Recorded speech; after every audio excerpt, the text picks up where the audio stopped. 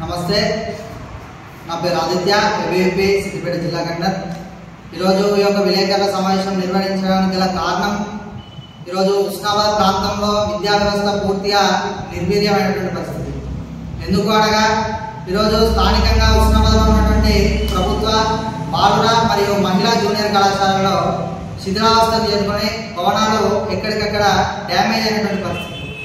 ఆ యొక్క శిథిలావస్థకు చేరుకున్నటువంటి కట్టడాలను వెంటనే మరమ్మతు చేసి సుందరీకరణ చేసి విద్యార్థులకు అందజేయాలని, లేని ఎడల కొత్త భవనాలను నిర్మించి విద్యార్థులకు అందిస్తే మరీ మంచిదని చెప్పేసి విద్యార్థి పరిషత్ ఉన్నది. ఇంకొక వైపు చూసుకున్నట్టయితే ఈ ఉస్నాబాద్ ప్రాంతంలో ఉన్నటువంటి సంక్షేమ హాస్టల్ విషయం కావచ్చు, సంక్షేమ హాస్టళ్లు అన్ని కూడా పక్కా భవనాలు లేక కిరాయి భవనాల్లో కొనసాగిస్తున్నటువంటి పరిస్థితి. ఈ యొక్క కిరాయి భవనాలు కూడా అద్దెలు కట్టలేని పరిస్థితుల్లో ఈ యొక్క హాస్టల్ ఉంది.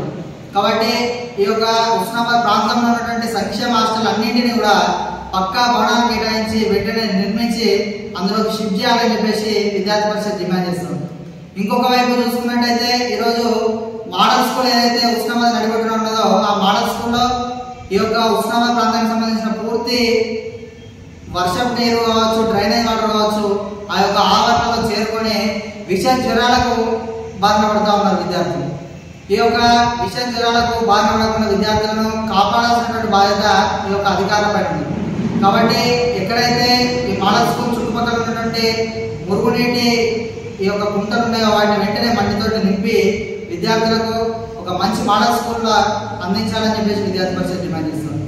ఇంకొక వైపు చూసుకున్నట్టయితే మీరు ఇచ్చినటువంటి హామీల్లో ఒకటైంది ఈ యొక్క అక్కడపేట మండలంలో మీరు ఈ యొక్క ప్రభుత్వ జూనియర్ కళాశాలను ఏర్పాటు చేస్తా ఉన్నారు. ఈ యొక్క మాట ఇచ్చి 22 నెలలు గడుస్తూ ఉన్నా కూడా ఈ యొక్క విద్యార్థులకు అక్కడపేట మండలంలో జూనియర్ కళాశాల ఊసేలేనటువంటి పరిస్థితి. కాబట్టి అక్కడపేట మండలంలో మీరు చెప్పిన మాట ప్రకారము ఈ యొక్క ప్రభుత్వ జూనియర్ కళాశాలను ఏర్పాటు చేయాలని చెప్పేసి విద్యార్థి పరిషత్ డిమాండ్ చేస్తాం. ఇంకొక వైపు మహిళా విద్యార్థులకు రక్షణ కల్పించాలని చెప్పేసి ఏసీపీ గారికి ఏబీవీపీ ఆధ్వర్యంలో వినతి పత్రం ఇచ్చినాక కొంత మేరకు ఆ యొక్క ప్రాబ్లం సాల్వ్ అయినట్టు కనబడతా ఉన్నది. కానీ ఈ యొక్క పోలీస్ శాఖ వారు ఇంకా ఇన్వాల్వ్ అయి మహిళా విద్యార్థులను వేధింపులకు గురి కాకుండా కాపాడాల్సినటువంటి బాధ్యత ఉంది. ఈ యొక్క విద్యార్థి పరిషత్తు ఈ యొక్క హాస్టల్ విషయంలో కావచ్చు, ఈ యొక్క ప్రభుత్వ జూనియర్ కళాశాలకు పక్కా భవనాల విషయంలో కావచ్చు, లేకపోతే మండల కేంద్రంలో జరుగుతున్నటువంటి మహిళల పైన జరుగుతున్నటువంటి విషయాన్ని పోలీస్ వారికి దృష్టికి తీసుకెళ్లడంలో కావచ్చు, లేకపోతే అక్కడపేట మండలంలో ప్రభుత్వ జూనియర్ కళాశాలను ఏర్పాటు చేయాలన్న విషయం కావచ్చు, ఈ అన్ని స్థానిక విద్యారంగ సమస్యల పైన అనేక సార్లు స్థానిక అధికారులకు ఈ యొక్క జిల్లా విద్యాధికారులకు వినతి పత్రాలు అందజేసినప్పటికీ కూడా ఈ యొక్క ప్రభుత్వ అధికారులు ఈ యొక్క సమస్యను పట్టించుకోకుండా విద్యా వ్యవస్థను పూర్తిగా నిర్వీర్యం చేస్తూ ఉన్నాం.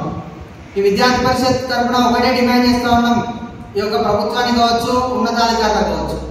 గత ప్రభుత్వం ఏదైతే ఉన్నదో విద్యార్థులను నిర్వీర్యం చేసినందుకు విద్యార్థులను పట్టించుకోకపోవడం వల్లనే వాళ్ళ యొక్క పార్టీ ఈరోజు భూస్థాపితమై మీకు పట్టాలపై ఈరోజు మీరు కూడా అదే విధంగా ఒక మంత్రి ఉండి ఇంతకుముందు సామాన్య ఎమ్మెల్యే నుండి కూడా పట్టించుకోలేదు, అతన్ని ఓడగొట్టి మీకు పట్టం కట్టింది ఉస్నాబాద్ ప్రాంతం.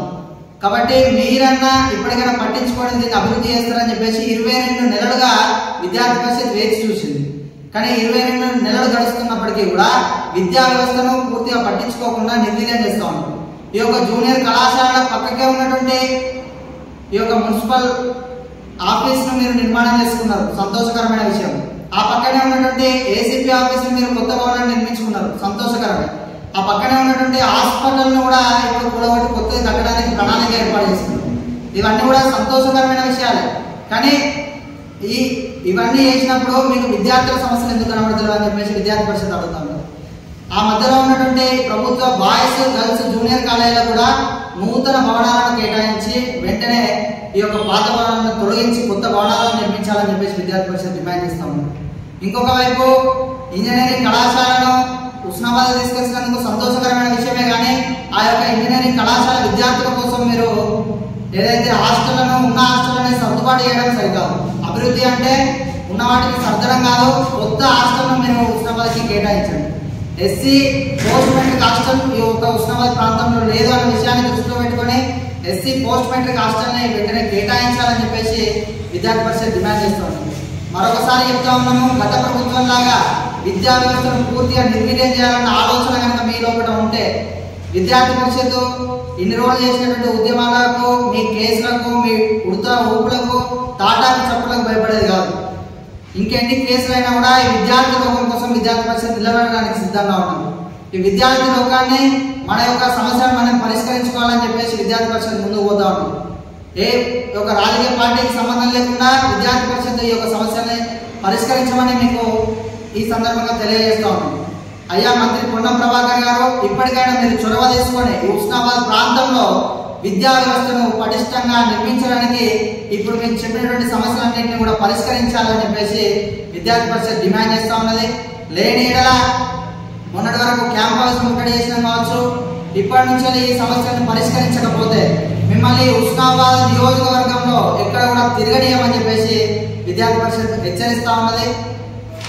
కాబట్టి వెంటనే ఈ యొక్క సమస్యలను పరిష్కరించి విద్యార్థులకు నాణ్యమైన విద్యను అందించే దిశగా మీరు చొరవ తీసుకోవాలని చెప్పేసి విద్యార్థి పరిషత్ డిమాండ్ చేస్తూ ఉంది. మన ఛానల్ని చూస్తున్న ప్రతి ఒక్కరూ సబ్స్క్రైబ్ చేసుకొని లైక్ చేసి షేర్ చేయడం మర్చిపోకండి.